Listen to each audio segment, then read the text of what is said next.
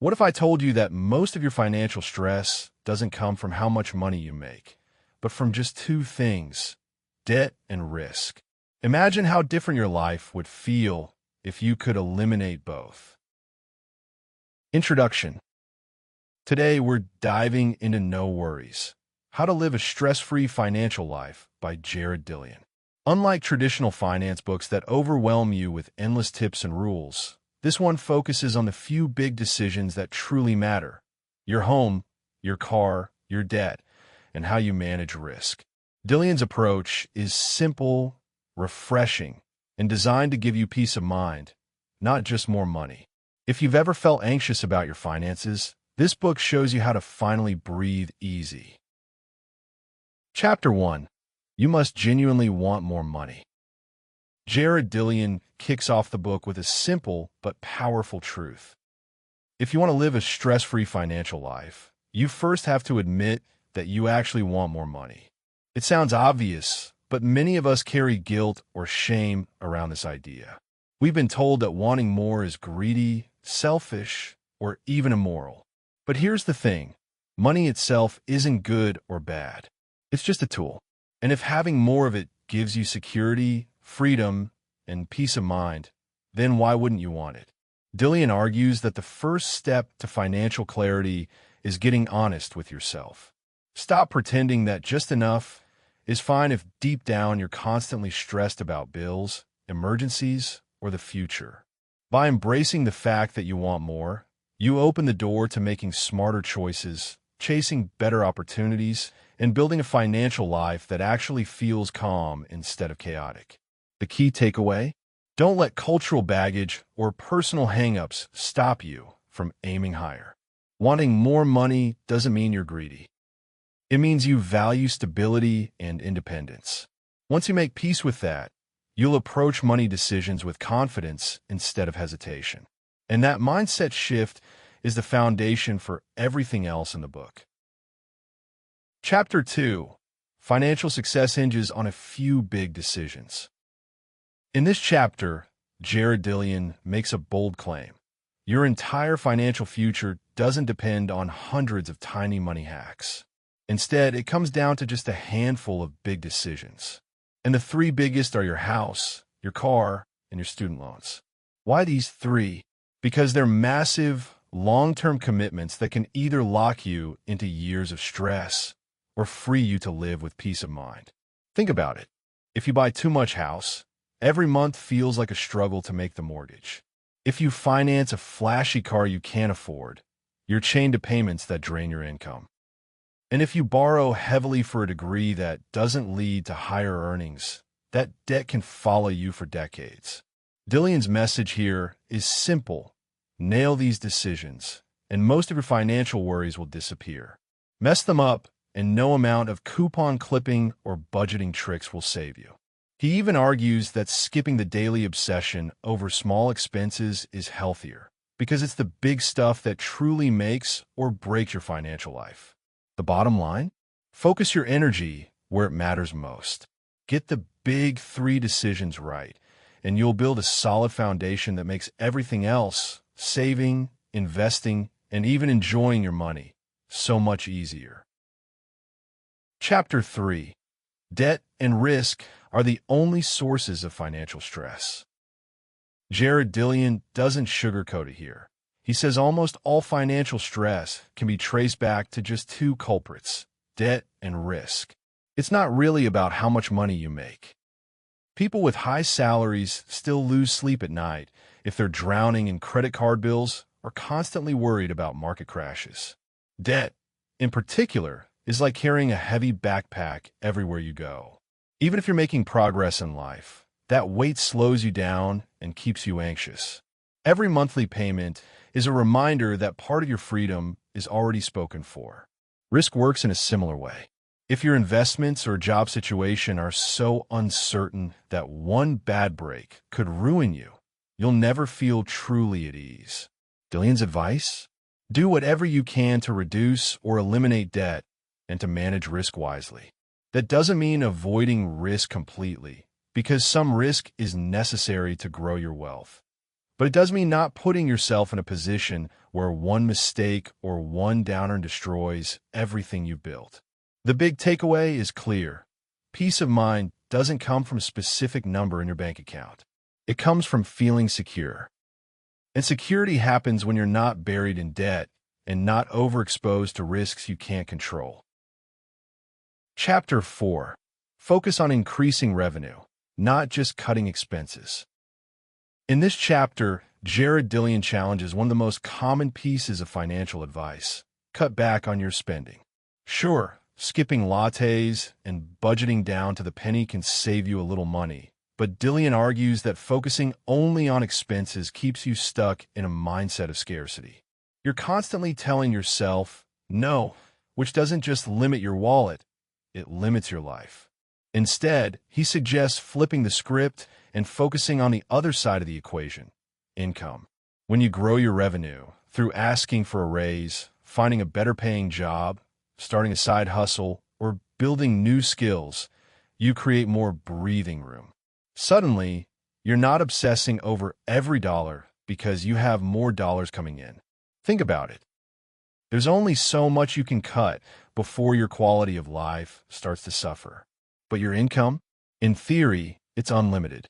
By focusing your energy on ways to earn more, you give yourself options, freedom, and yes, fewer worries. Dillian makes it clear: financial peace doesn't come from extreme frugality. It comes from building a life where your income comfortably covers your needs and leaves plenty of room for your wants. That shift from "how can I cut back" to "how can I earn more" is one of the most powerful mindset changes you can make. Chapter 5. Avoid extremes. Find balance between cheapness and lavishness. In this chapter, Dillian warns against falling into financial extremes.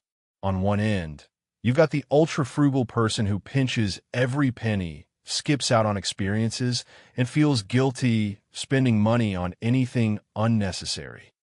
On the other, there's the big spender who splurges constantly, chasing status or instant gratification.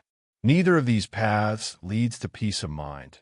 They both create stress, just in different ways. The problem with extreme cheapness is that it can turn life into a joyless numbers game. Sure, you might save money, but you're also missing out on opportunities to enjoy it. On the flip side, reckless spending often results in debt, regret, and financial insecurity. Neither one is sustainable. Dillian's advice? Aim for balance. Spend thoughtfully on the things that genuinely improve your life, and cut back on the stuff that doesn't matter.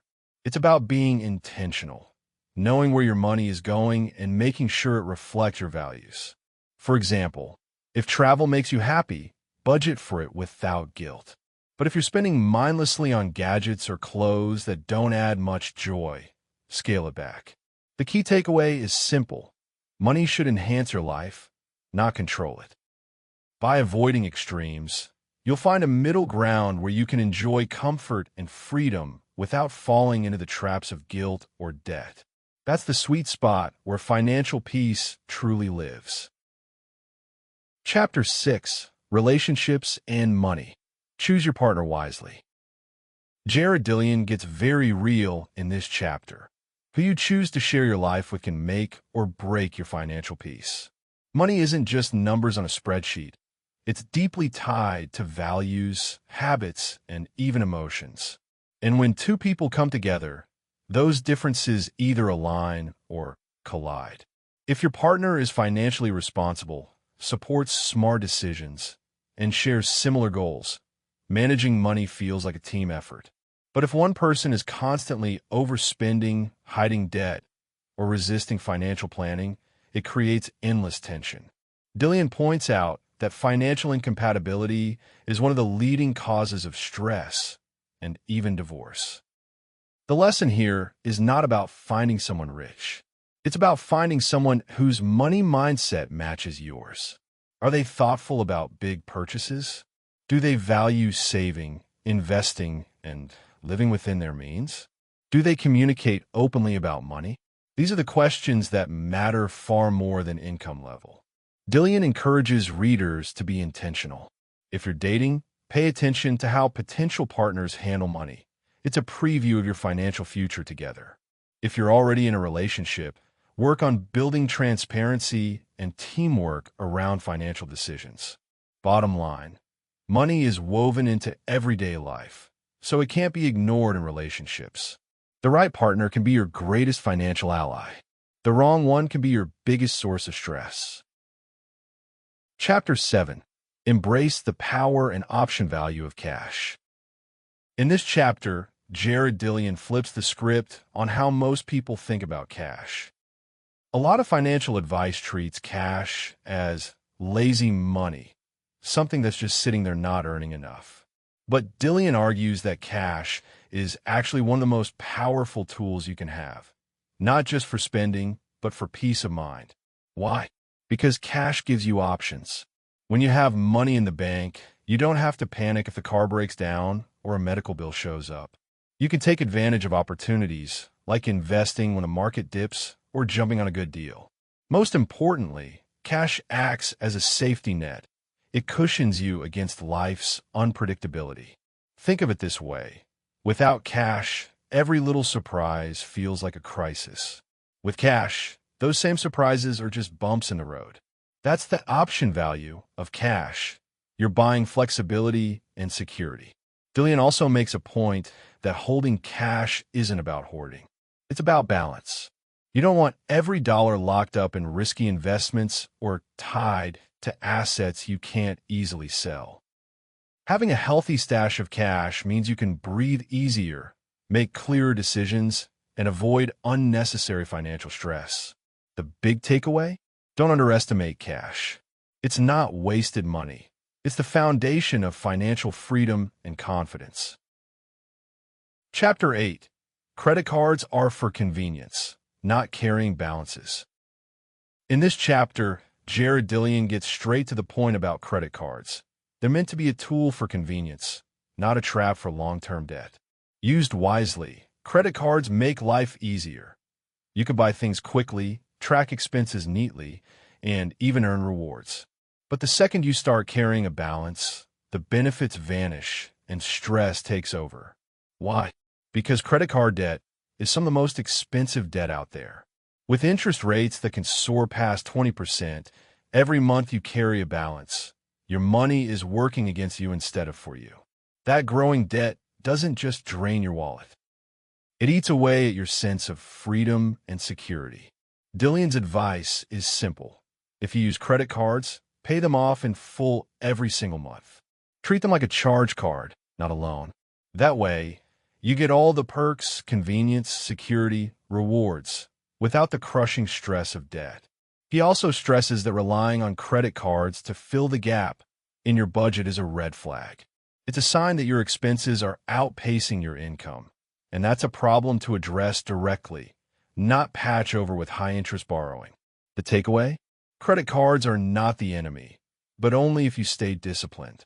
Use them as a helpful tool, not a crutch, and you'll keep your financial life simple and stress-free. Chapter 9. Buying a house and student loans. Make smart, stress-reducing choices. In this chapter, Dillian tackles two of the biggest financial commitments most people ever make: buying a house and taking on student loans. These decisions can either set you up for long-term stability or trap you in decades of stress. Let's start with housing. Dillian warns against the temptation to buy too much house. It's easy to get caught up in the dream of a bigger place with all the extras, but if the mortgage stretches your budget too thin, the stress will outweigh the joy. His advice? Keep your housing costs reasonable so you can enjoy your home without feeling crushed by payments. A comfortable home you can easily afford is far better than a fancy one that keeps you awake at night. And there are student loans. Education can be a great investment, but only if the debt you take on matches the earning potential of your degree. Borrowing heavily for a career path with modest income prospects creates a mismatch that's hard to recover from. Dillian urges readers to think carefully about return on investment. Is the degree worth the debt? If not, look for smarter, more affordable paths. The message is clear. Big financial commitments aren't just about the dollars. They're about how much peace or pressure they add to your life. By making thoughtful, balanced choices with housing and education, you protect your future self from unnecessary stress. Chapter 10. Investing. Prioritize managing risk with the awesome portfolio. Jared Dillian closes the book with one of the most important parts of money management: investing. But unlike many financial gurus who push aggressive strategies or promise quick riches, Dillian keeps the focus on one thing: managing risk. Because at the end of the day, wealth doesn't matter if constant volatility keeps you anxious and sleepless. He introduces what he calls the awesome portfolio. It's a simple, diversified mix designed to smooth out the ups and downs of the market while still giving you steady growth over time. Instead of betting everything on stocks or chasing the latest hot investment, this portfolio spreads your money across different assets: stocks, bonds, cash, gold, and real estate. The idea is that when one category struggles, another holds up, keeping your overall finances steady. The beauty of this approach is peace of mind. You don't have to check the markets obsessively or panic when there's a downturn. You've already built in protection. Dillian believes that when your investments are structured this way, you can stop worrying and let time do the heavy lifting. The big lesson? Successful investing isn't about hitting home runs. It's about staying in the game without stress. A balanced, risk-managed portfolio gives you the best of both worlds: growth and stability. And with that in place, you really can live a financial life with no worries. Conclusion. So, what's the big takeaway from No Worries by Jared Dillian? It's that money doesn't have to be a constant source of stress. By focusing on the big decisions, your house, your car, your student loans, and by keeping debt and risk under control, you can build a life that feels stable, free, and even joyful. Dillian's message is refreshing. It's not about obsessing over pennies or chasing unrealistic wealth. It's about making smart, intentional choices that give you peace of mind. Think about it. When you genuinely allow yourself to want more money, when you grow your income instead of only cutting expenses, when you avoid extremes and keep cash as a safety net, life gets a whole lot simpler.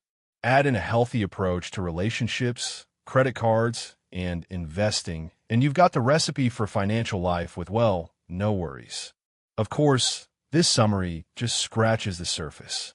If these ideas resonated with you, I highly recommend picking up the full book, because Jared Dillian goes deeper with stories, examples, and practical tips you'll find valuable no matter where you are on your financial journey.